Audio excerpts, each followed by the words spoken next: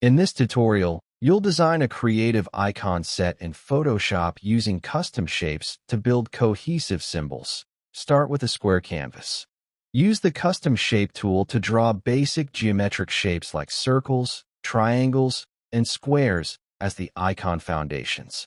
Layer smaller shapes inside the main shapes to form distinct icons. Use the Type tool to add small labels beneath each icon for identification.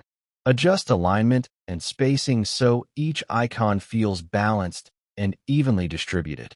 Duplicate and rotate shapes for variety while maintaining style consistency.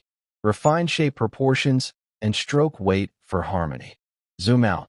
The icon set now looks cohesive, clean, and ready for digital use.